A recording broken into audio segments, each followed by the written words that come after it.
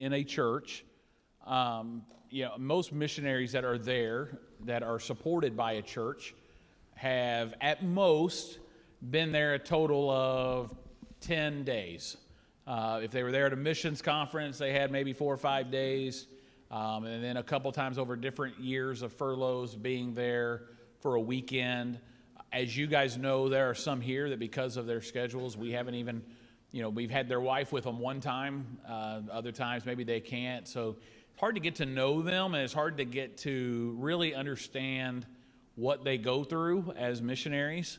And one of the things I think, and I want to start off on this part of the topic, is we use the term deputation. And I think sometimes we're guilty of, as pastors and missionaries, using that term as if everybody understands what that means.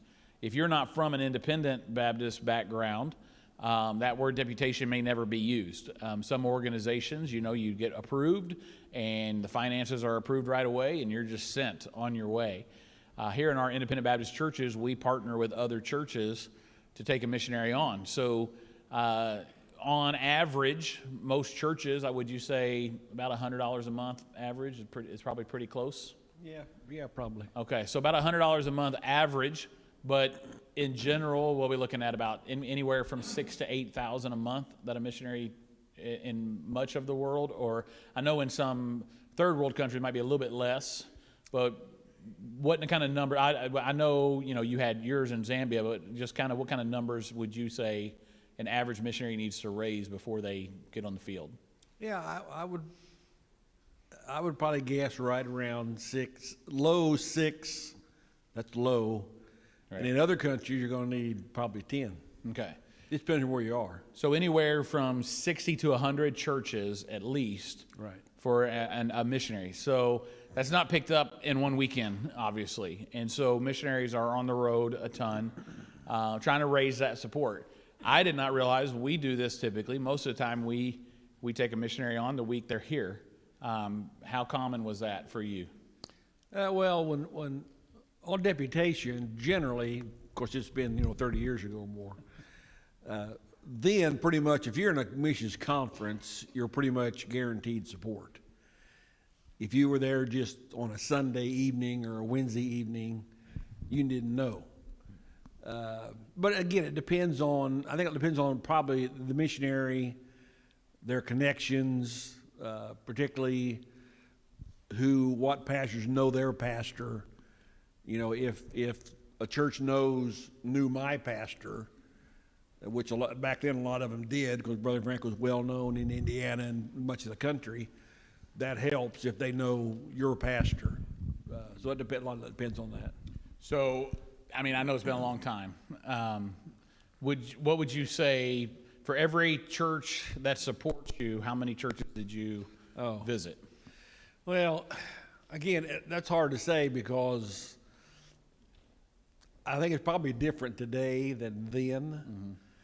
But again, I think that depends on, like I say, in our situation, I don't even remember how many churches we were in on deputation. We did our deputation in about 18 months. That's almost unheard of anymore. Right. Usually it's 3-4 years. So in 18 months, you figure 3 churches a week.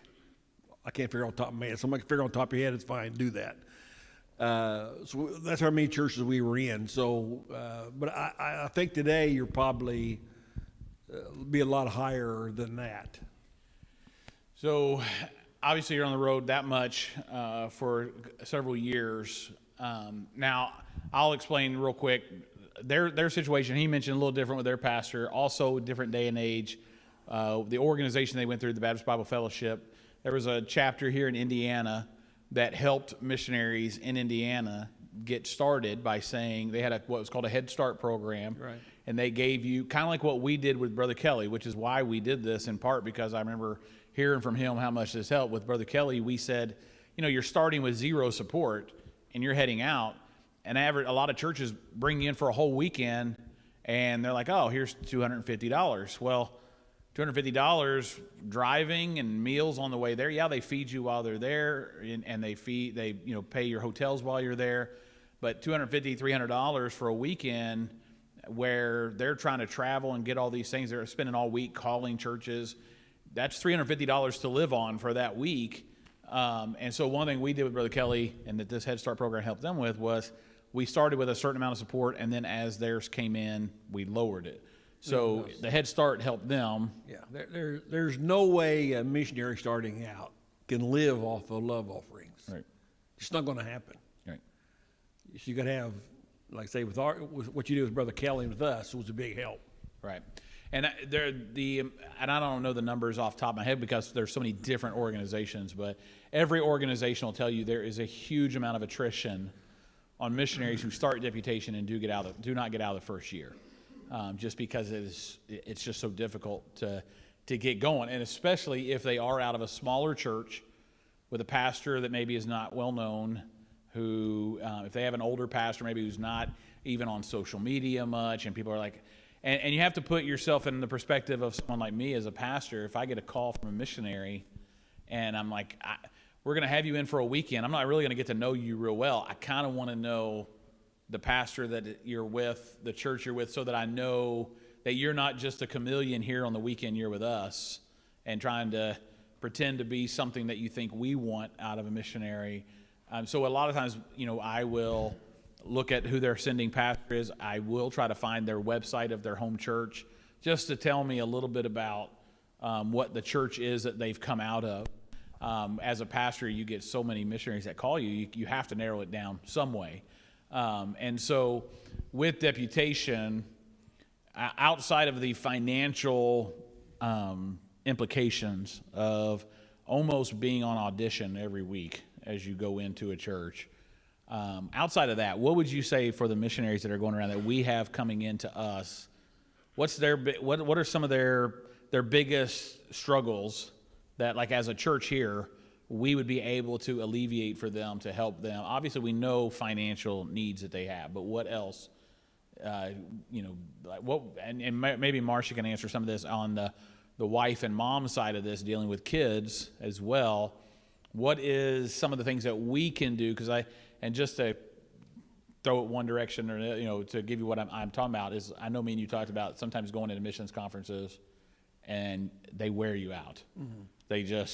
We've got this event, we've got this, and we just run them like crazy, and they're trying to homeschool kids and trying to do all this, and we're thinking we don't want them to be bored. Right.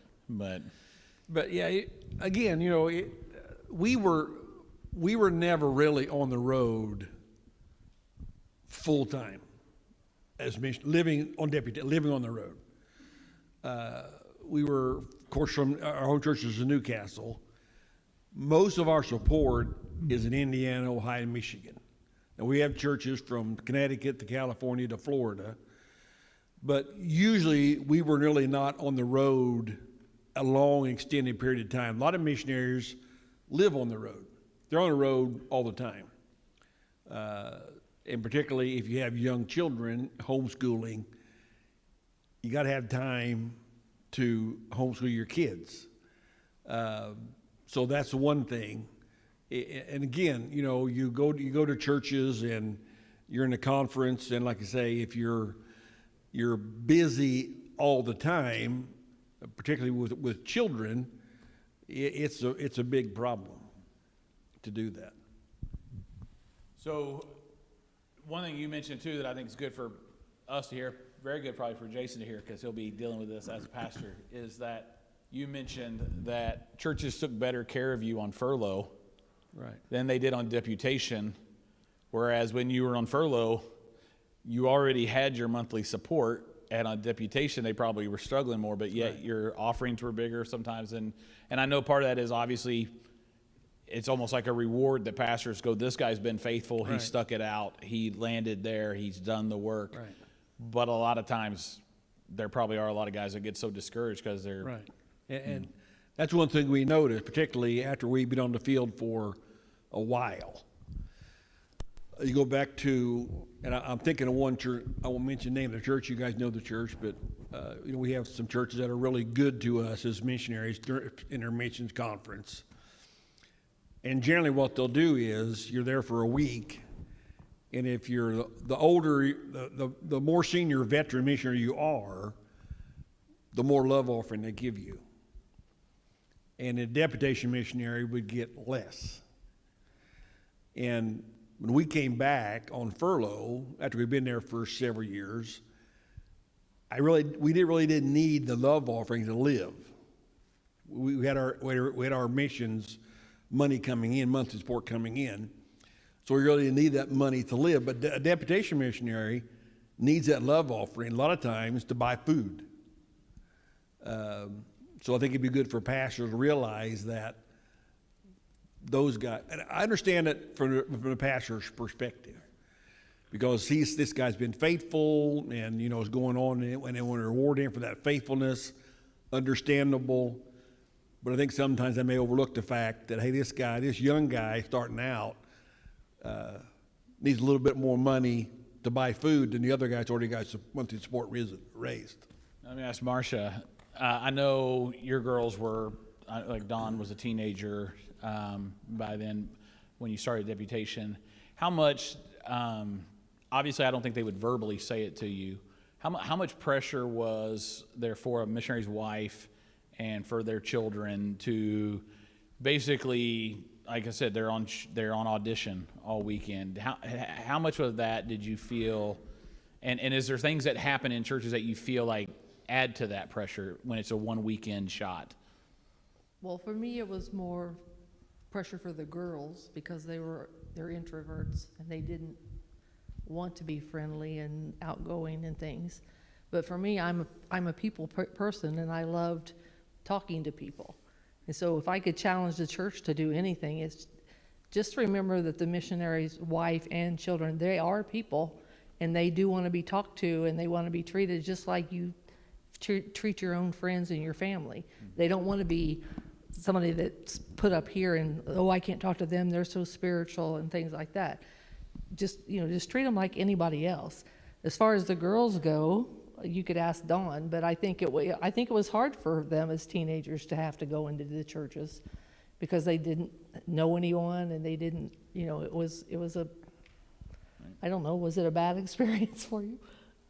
No, it wasn't bad. Okay, Well, teenagers, they want to be around their friends. yeah, they wanted to be at home at their home church with their, their friends and things like that. So Well, some people I wouldn't say, don't treat them like you treat everybody else. Treat them nice.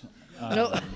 So for some teenagers, be nice. I just think they wanted to be accepted in the groups, and sometimes they weren't. Right. I can remember one church that all they were treated as, if you get to the missionaries' kids first, you get the points. And the girls came out and sat with us. They said all we were points, Yeah. and it upset them a lot. So Right. just. But as far as me, like you say, performing, I can't perform. I am just who I am, and so I never put that pressure on myself because Right. I thought if I can't be me, then Right. I'm going to be me. One thing, and I don't know, did you get asked a lot? I've quit asking missionaries this. Early on, I did all the time, and I've quit asking them when they call, like, does your wife sing?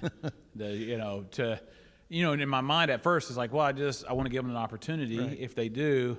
But then I thought, if they want to sing, they typically mention, hey, my wife sometimes sings before I preach or something like that. But I've quit asking that. Did you get asked that all the time? Almost all the time. Yeah. Of course, Marcia does sing. Right. She doesn't sing as much now as she did. She always does a good job singing. She don't like to sing. Right. Not In front of people. But yeah, that's typical almost all the time. Right. Particularly on deputation when they don't know you. Oh, does your wife sing? Right. And yes, she sings. Right. I won't say who because one of the ones we support, but they mentioned to me that the wife, she does not like getting up to sing, but her husband pretty much says, hey, they asked, you need to get up there and sing. And so I got wind of that, so I made sure I didn't ask them that. And then when we were out to eat afterwards, I kind of mentioned it, and she was like, oh, I was so glad you didn't ask me to sing. But I think sometimes we just think, no, it's almost like, as a pastor, I got a missionary here, it's kind of almost like I kind of get the week off a little bit from sermon prep for that sermon. And then it's like, hey, we're just going to have y'all take over everything. Like, hey, do you drive a bus? Do you want to, you want to teach a couple Sunday school classes while you're here? You want to repair our bus outside or our sound equipment?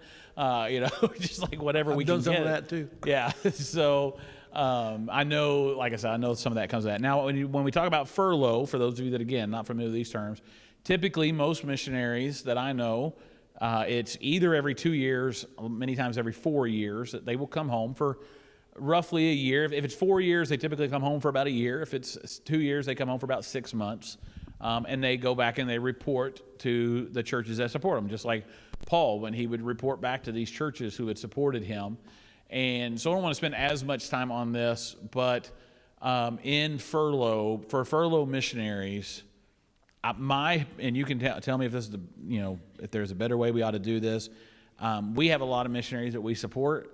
I have pretty much told every furlough missionary, like, if you're here in the States and you want to come by and you just need to fill a date and you don't want to, then definitely come. We'd love to hear from you.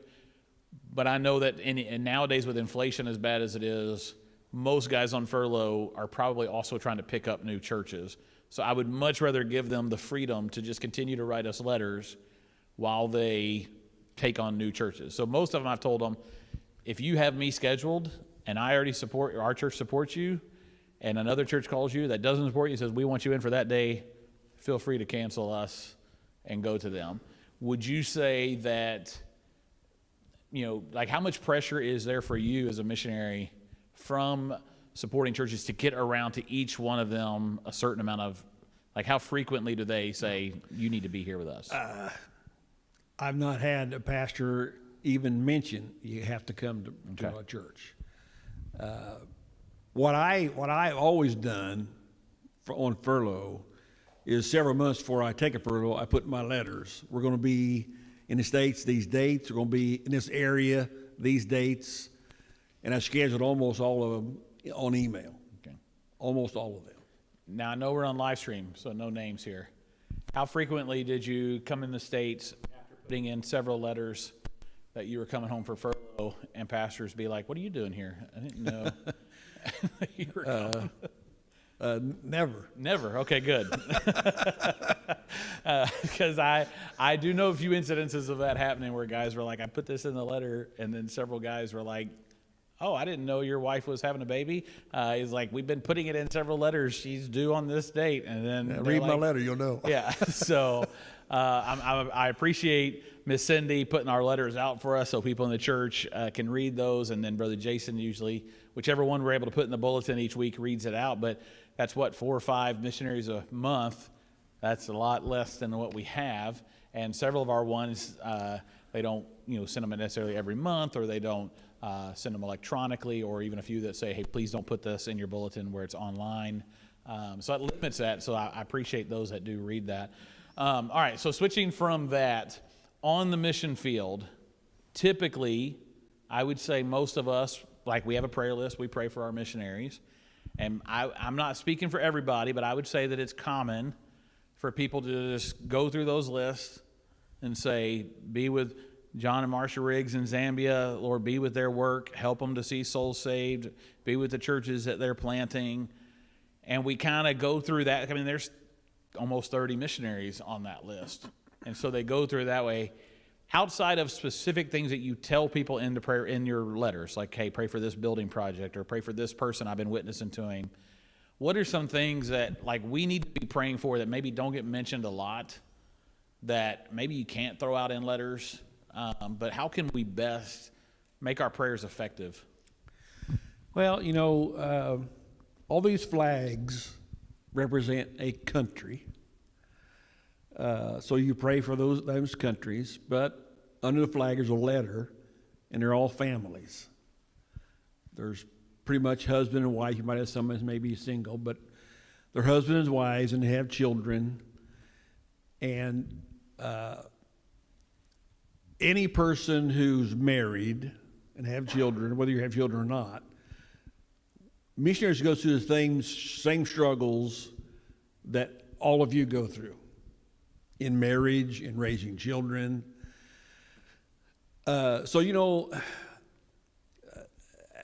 Missionaries are not any different than anybody else. If you're having struggles with children or in your marriage, you don't want to, no one wants to tell the world what's going on. So missionaries generally don't say those kind of things. But we have struggles from time to time. So pray for the marriages, pray for the children. You know, children, they're not called to the mission field. Their parents are they're not. And some missionary children don't want to be on the mission field. And some missionary children, when they come home, and this happens, you know, we know missionaries personally that's had children come home, and they just don't adjust well back to America, and have problems, and they get away from the Lord, and they're not serving the Lord. So those type of things. And again, you may not know these missionaries' children much. Check the older ones, like, you know, those are older children are going now. But, you know, pray for the families and all the things that, you know, their marriage, their children's situations, because we all go through stuff. Me and Jason had a conversation. He may not remember this. A couple years ago, someone we knew in ministry who was going through a divorce, and one of us made the statement that was that, like, we've prayed for that person hundreds of times and never prayed for their marriage specifically. And I remember going to Brother Sheffield and telling him, I said, I need to apologize. After years of you being my pastor, I looked back and said, you know, from 1986 I started coming here, I prayed for Brother Sheffield all the time. I don't think there was one time I prayed for him and Miss Sheffield's marriage, because in my mind, they got the perfect marriage. Like, you just never dream. It's like you don't see those problems for good reasons. They're not going to come in here and him go, well, I'm struggling to preach today because we got in a big old argument before we came to church. You know, he's not going to do that. And a missionary's not going to write his letter and say, pray for me. My wife's being a real pain. I hope he's not going to do that. And so you just don't think about it. You think sometimes, like, you know, these things aren't big issues. But, I mean, I know how many pastors in the last 10 years I've seen have divorces.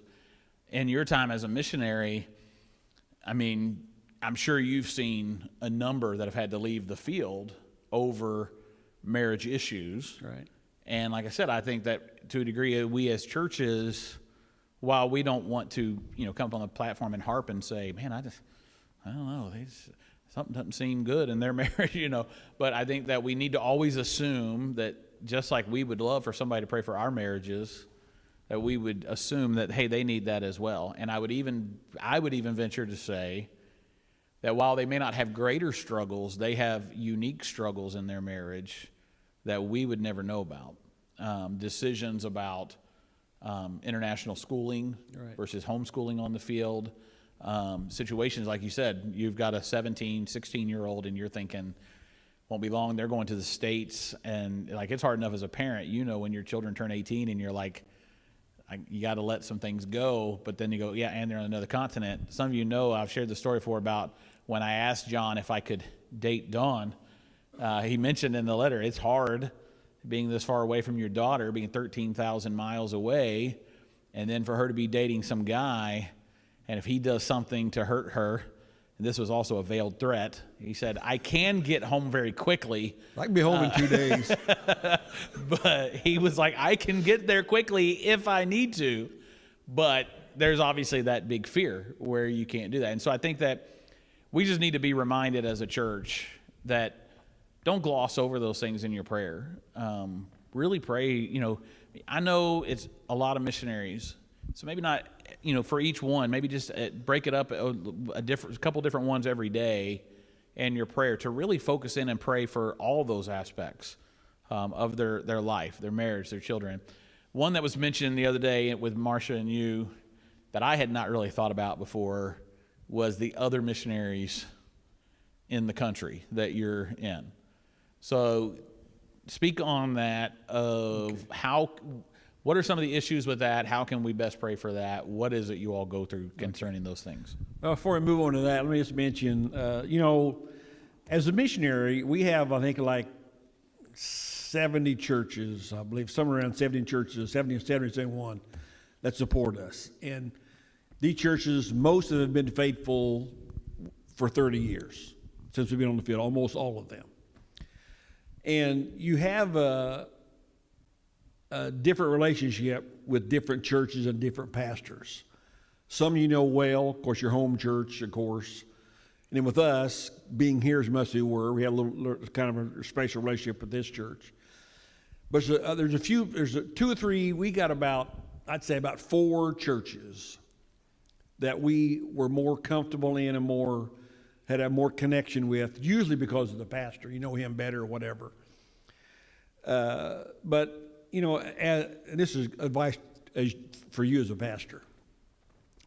Out of all the pastors that support us, only one, I'm not going to mention his name because I know you know him, but other people might.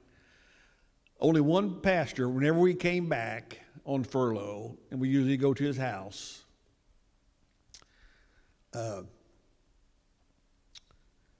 we'd sit down at the table,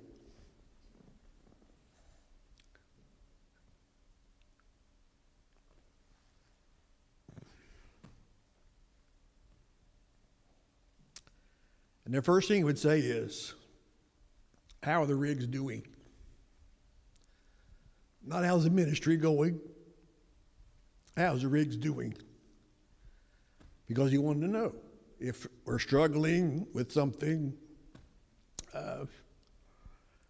So I know you probably have a different relationship with all these missionaries. You might know some more than others. But I think it's good for a pastor to have the relationship to where he can ask the missionary, "How's it going? How is you and your wife?"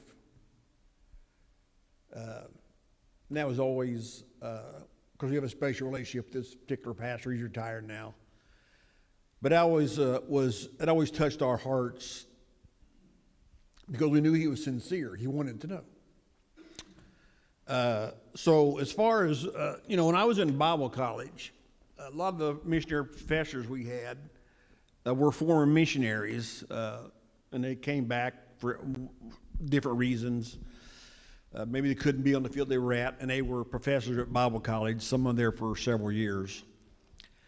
And all of them said, the biggest problem you're going to have on the field is with other missionaries.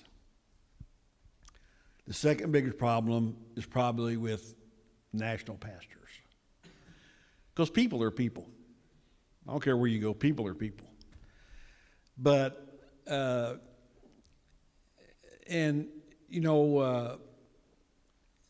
particularly missionaries that are on a particular field, they're the first ones on that field with this group. You're like, with us, it's the BBF, whatever group may be. They're the ones that went to the field first. They're the ones that opened the field up for them. Not all of them, but I've noticed over time with not just our group, other groups, we've known many, many missionaries in Zambia. There tends to be I call it the big dog syndrome. I'm the senior guy. I know how to do it. You got to do it my way or the highway. So you run into those situations as well. And then if you work with those missionaries, particularly if you work with them, they're going to be, for lack of a better term, they're going to want to be the boss. And I was talking to another missionary that I got to know who's passed away now. He was in a different country, but I was talking to him one time about this very same thing, and he said, what do you expect? We're independent Baptists. He said, how many pastors in America could actually work together? He said, probably none. So there's that tendency to do that. And I'm not saying it can't work. It can work if you go there and work with other missionaries. But, it can't be to where everything has to be this particular guy's way, or it's not going to work. I know Brother Jason getting ready to go out and pastor a church. That church you're going to is not this church. It's never going to be this church. They may do things that different than you've ever done. Doesn't mean it's wrong. So you gotta let missionaries, kind of do their own thing. And when we landed in Zambia, first time, there's a missionary in Osaka. He's passed away now. Went to his house for a few hours before he went to Ndola, and I didn't know him. So he kind of asked me, what you going to do? What's your plan? Well, we're going to go this particular place. We're going to work with this particular guy for a while. And he said, he gave me some advice. I didn't ask for advice, but he gave me some advice. I'm glad he did. It's a good advice. He said, as soon as you can, get out on your own. And that's probably a good thing to do that. So yeah, there's always going to be struggles there with other missionaries. They, I know, like I said, you all talked to me about this the other day. I know sometimes it's just like here in America. Sometimes they might have Bible colleges in the country. So there's a need sometimes to work together, but it does become difficult because, like you said, everybody's got their own way of doing things. All right, I did want to open up. Anybody have any follow-up questions from anything we've talked about? Chuck? You get to where you think God led you, you get there, you end up somewhere else. Like, okay, we didn't think there was going to be here. With us? Yeah, I mean, like, you think you're going to go to a specific area. Okay.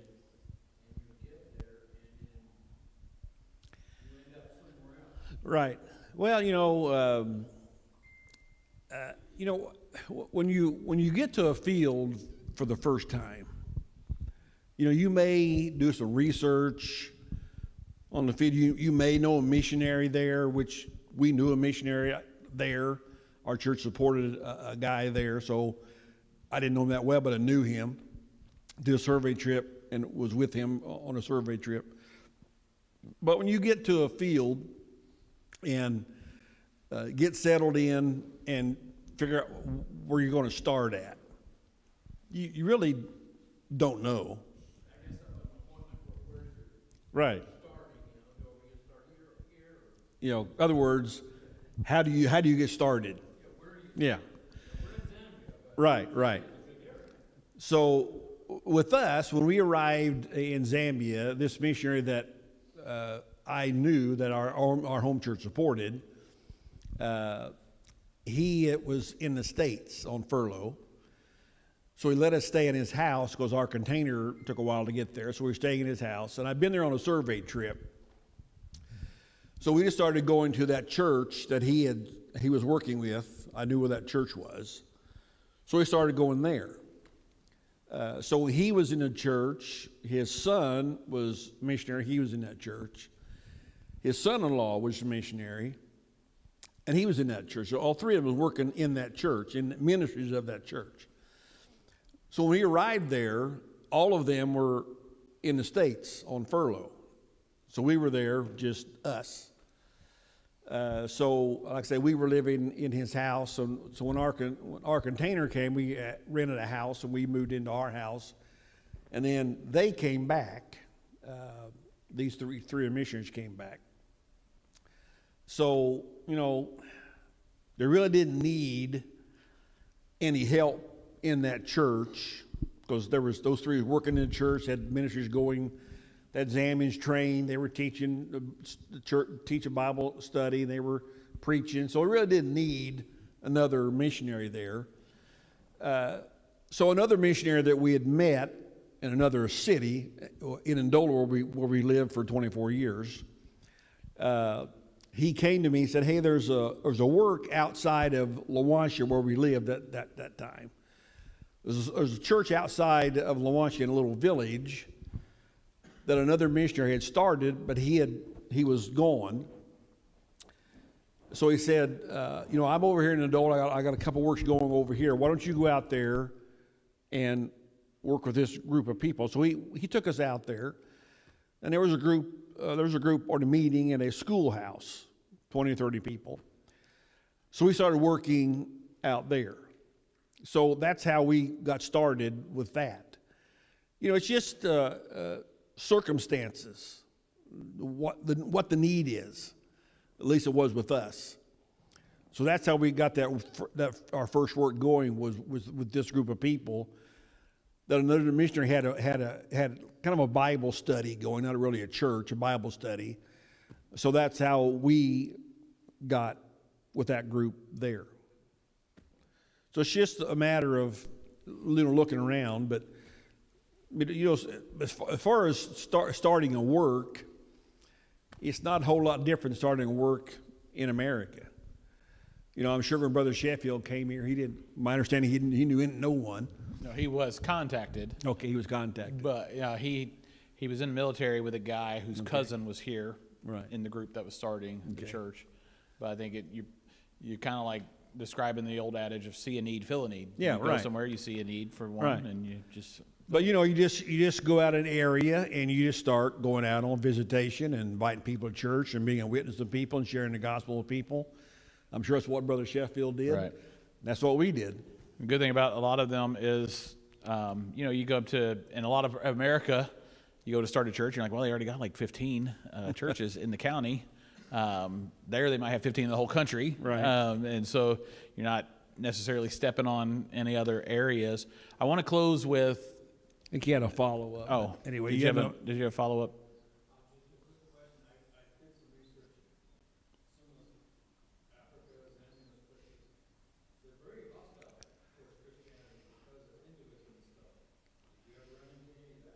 No, not in Zambia. Jason, did you have a question?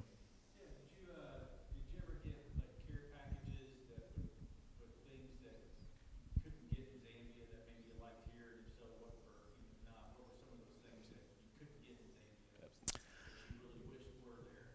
Well, when we first went there wasn't a lot of stuff available like there is now.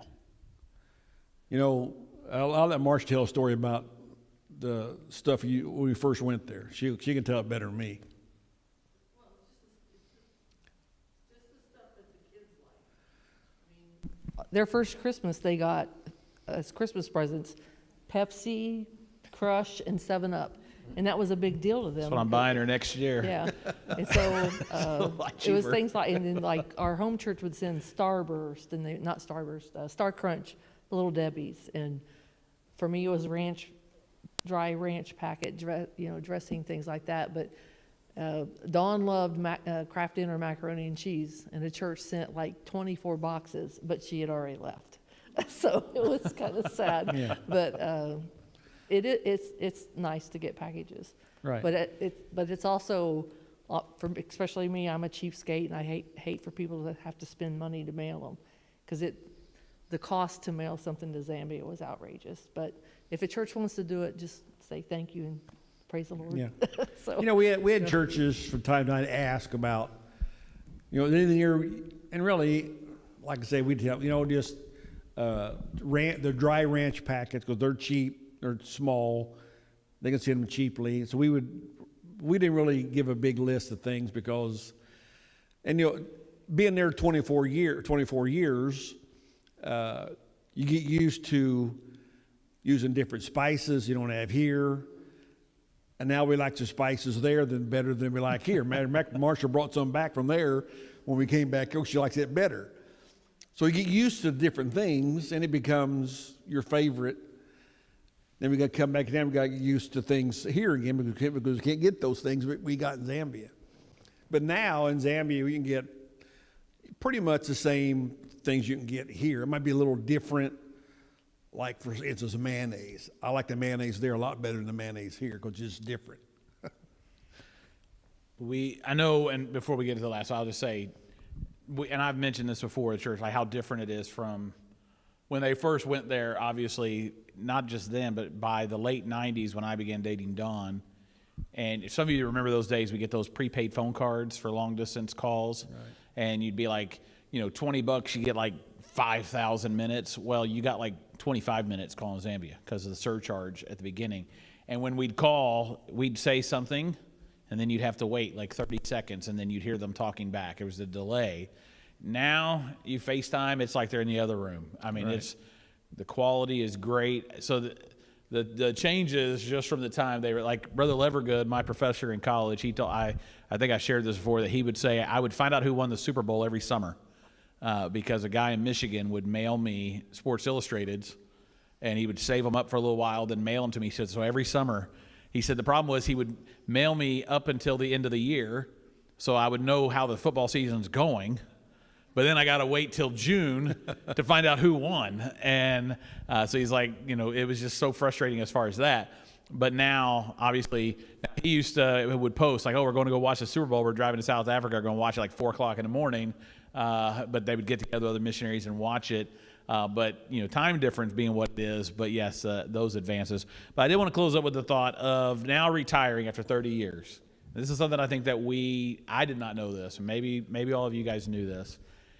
When you guys came home, you came home with what, 3 suitcases? Mm-hmm. 3 suitcases. 30 years. Those of you that have lived in a house more than 5 years, imagine trying to put everything you're taking with you in 3 suitcases. So a lot of times we'll hear missionaries say on deputation, yeah, I'm getting ready to go. I'm selling everything, putting a few things in a, thing. They're sending it over in a container. But when a missionary comes home, they sell a house, but that's not their house. So explain to them like how it is to kind of, for lack of a better phrase, close up shop on the mission field and what that is. Because I know sometimes most of y'all know, we usually continue to support these guys after they retire, especially if they've been faithful for many years. And some people would say, well, why? They're just like everybody else that retires. But if I'm here 30 years and I retire and I sell my house, I get that, money from that. But explain to them what that process is like and how that is all set up for you guys. Well, we bought a house in 2000. So 24. We lived there 24 years. More than half our marriage lived in a house in Ndola. But it wasn't our house. The BBF, a different organization, had different plans or whatever for missionary housing. So with the fellowship, you would buy a house, and of course, you could not have a house in your name. A lot of countries, you can't own property in your name. So at that time, we could not own property in our name. Now we were there long enough. We had a resident permit. With a resident permit, we could own property in our name. But the fellowship had a policy that a missionary could not own their house. The fellowship owned it. So if they retired or the missionary died or they moved somewhere else, if another BVF missionary wanted a house, they could take the house and live in the house. So we were able to buy the property. We got a loan from the missions office, and churches gave to that loan to pay it off. We paid it off in about 4 years or 5 years or so. Then we had to pay a maintenance fee. We paid a $200 a month maintenance fee, and that went toward any upkeep, like if the roof blows off or anything with the house. We had to remodel our kitchen. It would do that. So when we sold the house, we got no money out of the house at all. It went back to the fellowship. So again, we had all of our housing, furniture and things that most of it we took with us 30 years ago. And washer and dryer, 30 years old, still working. I think you had to buy a new refrigerator, but a lot of the things we have for 30 years. So we sold all those things, and we condensed down. I think we brought back 4 suitcases. We brought back 4. So after 46 years of marriage, we came back to the States with 4 suitcases. That's it. So we had to start over again. But over after 30 years of being a missionary, and this is what a lot of missionaries I think failed to do, is save some money. So we started saving money 30 years ago, putting money aside for different things. So it's not like we came back and had no money. We had some money. We had bought a house in Springfield, Missouri several years back. We sold it a couple of years ago, so we had that money. So we were able to buy the house here in town. We had to refurnish everything we had. But thank the Lord for Facebook Marketplace. We bought a lot of things on Marketplace to do that. But yeah, we started, and I told different pastors to ask about it. I said, yeah, we're like newlyweds again, but we got money now. So the Lord's been good. So we did have some money to do old things to get that back. But I don't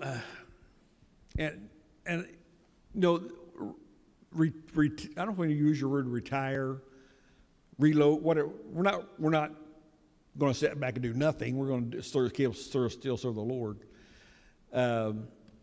But it's a struggle to do that. But a lot of missionaries can't retire because they have nothing and have no way of living without being a missionary. The Lord was good to us, and I started several years ago putting some money aside so we were able to do this. And I was talking to another missionary in Zambia before we left, and I was telling her about what we were planning on doing. And I said, I don't want to be to where I'm not physically able to do what I do, but still have to be there because I cannot live other than doing that. I've seen a lot of pastors over the years in the same situation. That they don't think ahead enough, or maybe they cannot do it. So I think they stayed on too long. Should have retired a long time ago. I didn't want to be in that situation where we couldn't do anything. Brother Sheffield said to me one time, he's when you talk about people not saving up. He said there was a time where it was a badge of honor to just die in that position, that you went to the finish line. In their mind, that was the finish line. God takes me home. And he would always say when I was a kid, pastors don't retire, we die. We don't retire, we die. When God decides when we retire, and that's when he takes us out. And as he got older, he said, I watched around here, I watched nationally some races where it was a race. Who's going to die first, the pastor or the church? Right. Where the pastor would hold on so long that it would kill the church. And some of you know, Brother Sheffield had some health problems, found out he had prostate cancer, and he said, I just don't want the church to watch me wither away every week. Now, after he retired, the cancer went away, and he had his knees replaced, and I actually thought he'd pastor again because he was like a second wind then. And he said, no, when God told me to retire, he took that away from me, that desire. And he said, I had to learn that you don't retire from ministry, but you might retire from pastoring, right, or as a missionary or as an evangelist. And God just gives you a different ministry. And Brother Sheffield had a great ministry here. Some of you know, sometimes I say, like we all know, some of your new members, you may not realize that for years we supported Brother Sheffield in his retirement. When Brother Sheffield retired, he had been here 32 years. Up until 28 years, he had made like $250 a week. And I don't even know how they, bought a house and did all that. I know Miss Sheffield worked and things. The last few years, kind of some light was shed on that. A lot of that was just the church didn't do budgets, and so it never got talked about. We started bringing his pay up, but by the time it was time for him to retire, he really wasn't in a position to retire. His IRA, we had started doing IRA with him. It hadn't been very long. We continued to support him, and our agreement was, as a church, and this is why I think God blessed our church over the years, is our agreement was we were going to continue to support him, and if and when he passed away, we will take care of Miss Sheffield until she passes away. And I do believe that's part of the reason God has blessed our churches in that. And I think the same thing in our missions, budget. We have some whose names are not up on this wall because I'm not asking them to send letters because they're in nursing homes right now. But they served for 30 plus years, just like Brother Sheffield, and now they can't do what they once did. They were in a position where they don't have financially means to take care of themselves. So when you hear like, oh, we're going to keep supporting this guy, and you think, man, if I retired and my company kept paying me, that'd be great. But they are especially those missionaries, they're at a huge disadvantage where they can't own that property and they can't do those things.